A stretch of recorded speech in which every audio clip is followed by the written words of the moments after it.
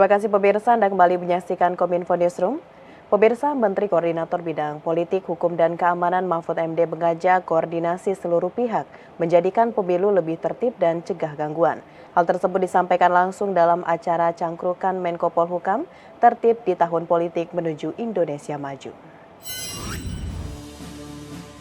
Menteri Koordinator Bidang Politik, Hukum, dan Keamanan Mahfud MD dalam acara cangkrukan Menko Polhukam bertajuk Tertib di Tahun Politik Menuju Indonesia Maju menegaskan bahwa pemerintah telah mempersiapkan pemilu 2024 dengan sungguh-sungguh dan akan tetap berjalan sesuai agenda pada tanggal 4 Februari 2024 mendatang. Berbagai instrumen penting terus dikerahkan pemerintah diikuti dengan tidak adanya perpanjangan masa jabatan presiden maupun penundaan pemilu tahun 2024. Pada kesempatan yang sama, Mahfud juga mengatakan bahwa setiap pemilu pasti selalu terjadi kecurangan, baik dari era Orde Baru sampai dengan era reformasi. Adapun pada era Orba, kecurangan pemilu dilakukan secara sistematis oleh negara dan hasilnya sudah ditentukan. Sementara itu, pada era reformasi kecurangan dilakukan oleh para peserta pemilu. Oleh karena itu, untuk mengurangi kecurangan tersebut, Mahfud MD juga akan melakukan koordinasi dengan berbagai pihak, yakni baik dari pemerintah, penyelenggara pemilu, peserta pemilu, dan masyarakat, untuk menjadikan pemilu lebih tertib dan mencegah berbagai gangguan yang dapat menghambat terlaksananya pemilu tahun 2024 mendatang. Mari kita bersama gotong royong ke depan, bahwa negaranya milik kita, kita maju bersama, kita kerjakan bersama secara gotong royong. Nah, dari kerangka konsep itu, revolusi mental dengan instrumen Sokogurunya itu lalu ada program-program tertib, antara lain tertib nasional. Nah, kita kali ini mau ngadakan dialog nih khusus salah satu segi kecil atau dari 5 aspek yang direncanakan di dalam rangka program revolusi mental itu ada tertib nasional, ya, yang kita diskusikan hari ini karena kita nih banyak yang tidak tertib juga di dalam hidup. Pemilu tidak tertib. Tertib itu sebenarnya betul kalau dalam agama itu istiqomah sebenarnya. Istiqomah itu ya berlaku lurus, berlaku benar menurut urut-urutannya, menurut caranya. Kalau misalnya sujud itu baca subhanallah minimal 3 kali, ya 3 kali. Harus tertib tuh berhenti dulu agar mapan gitu, itu tertib namanya. Maka dalam agama itu syarat sahnya sholat misalnya atau ibadah mahdoh itu at-tartib itu tertib. Nah, kita gunakan juga dalam kehidupan kita bernegara. Kalau kita tidak tertib nih kita kacau balau. Apalagi pemilu nanti. Pemilu yang saya katakan pasti akan dilaksanakan itu rawan dengan kecurangan. Beralih ke informasi lainnya pemirsa, inflasi merupakan momok setiap negara. Terkait hal tersebut, Mendagri Tito Karnavian mengungkapkan trik khusus memacu seluruh kepala daerah menekan inflasi.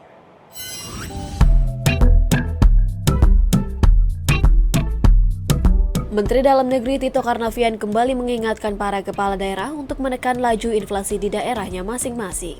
Dalam podcast Kabinet dan Sekretariat Kabinet episode 11, Mendagri mengungkapkan pihaknya telah menetapkan 9 langkah panduan daerah untuk melakukan inflasi.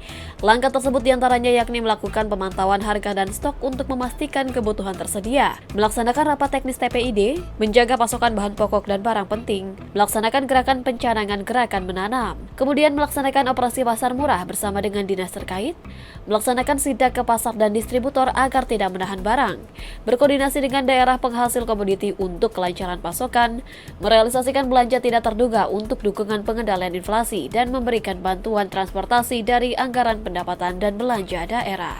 Saya membentuk tim, dipimpin oleh Irjen, dibantu oleh beberapa Dirjen. Saya buat piket khusus, anak-anak IPDN itu yang baru-baru itu, pinter-pinter.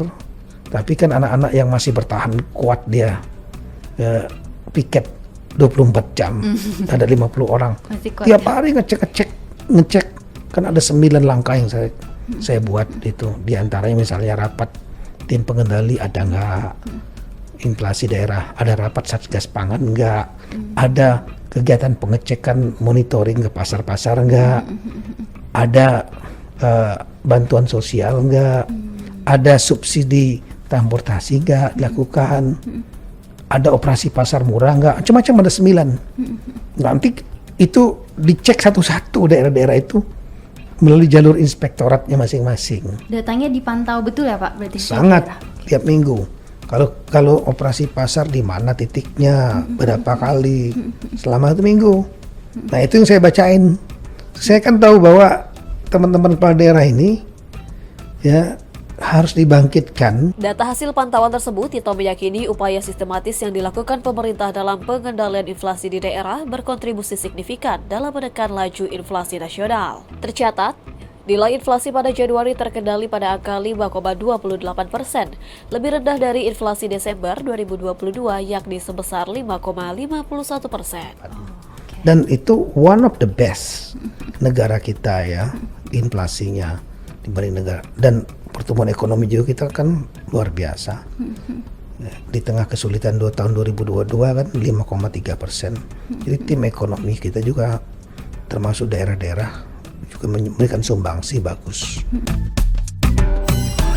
Presiden Joko Widodo bertemu Komisi Nasional Anti Kekerasan Terhadap Perempuan di Istana Kepresidenan Bogor, Jawa Barat. Dalam pertemuan itu, Presiden menegaskan dukungan terhadap implementasi Undang-Undang Tindak Pidana Kekerasan Seksual. Komnas Perempuan pada Senin 27 Februari 2023 melakukan kunjungan ke Istana Kepresidenan Bogor, Jawa Barat. Dalam kunjungan tersebut, Presiden Joko Widodo menegaskan memberikan dukungan atas penghapusan kekerasan terhadap perempuan dan implementasi Undang-Undang Tindak Pidana Kekerasan Seksual, Undang-Undang TPKS. Selain itu, Presiden Jokowi juga mendorong untuk adanya payung hukum yang lebih baik lagi bagi perempuan pekerja, terkhusus pekerja rumah tangga. Ketua Komnas Perempuan Andi Yentrianti turut menyampaikan kepada Presiden Joko Widodo beberapa situasi terkini terkait penghapusan kekerasan terhadap perempuan, termasuk peningkatan pelaporan kasus kekerasan, khususnya kekerasan seksual. Dari diskusi yang singkat ini, Bapak Presiden menegaskan dukungan beliau untuk memastikan penghapusan kekerasan terhadap perempuan, termasuk dalam hal implementasi Undang-Undang Tindak Pidana Kekerasan Seksual dan mendorong adanya payung hukum yang lebih baik bagi perempuan pekerja, khususnya perempuan pekerja rumah tangga.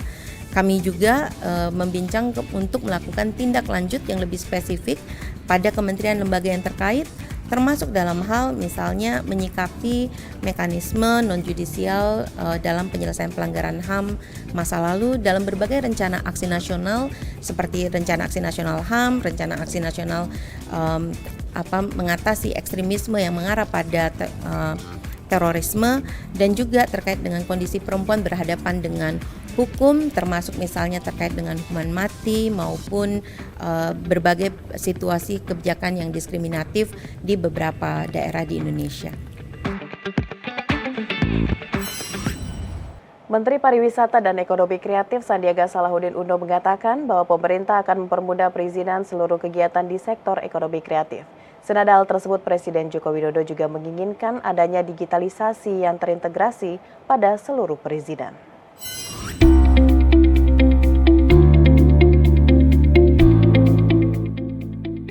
Menteri Pariwisata dan Ekonomi Kreatif Sandiaga Salahuddin Uno dalam Weekly Press Briefing 27 Februari 2022 mengungkapkan bahwa sesuai dengan arahan Presiden Joko Widodo saat rapat terbatas beberapa waktu lalu untuk mempercepat proses perizinan kegiatan besar melalui digitalisasi yang sampai saat ini masih dinilai lama dan belum terintegrasi secara maksimal.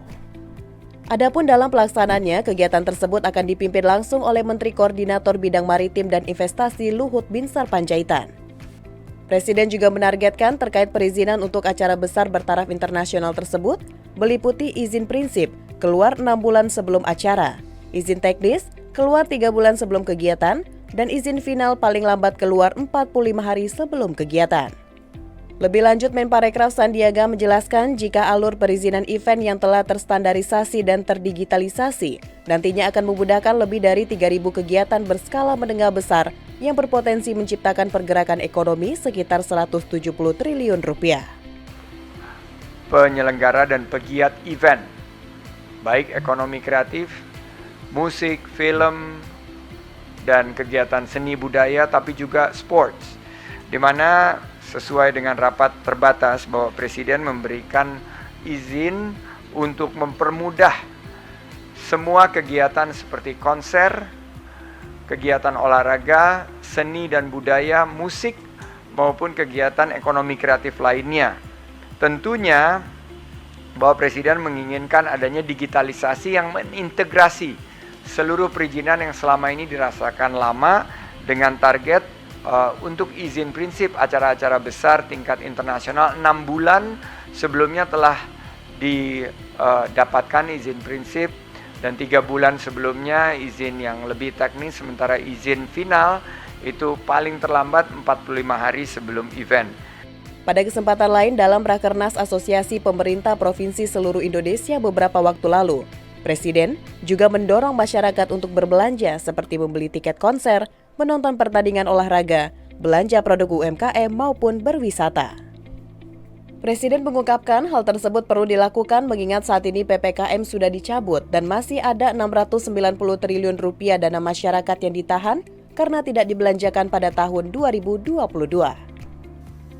Di tahun 2022, belanja masyarakat yang ditahan itu ada di bank, kita bisa ngecek berapa sih kenaikan tabungan masyarakat di bank.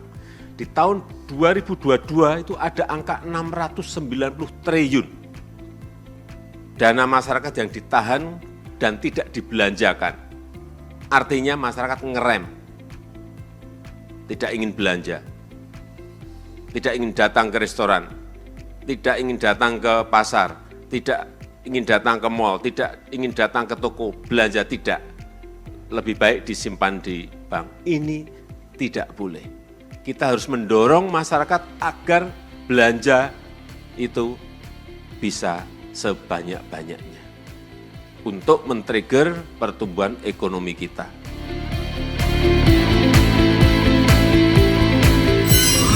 Pemirsa, setelah jeda pariwara, kami akan kembali dengan informasi kinerja, potensi SDA, dan mitigasi banjir di Kecamatan Mataraman, Kabupaten Banjar sesaat lagi.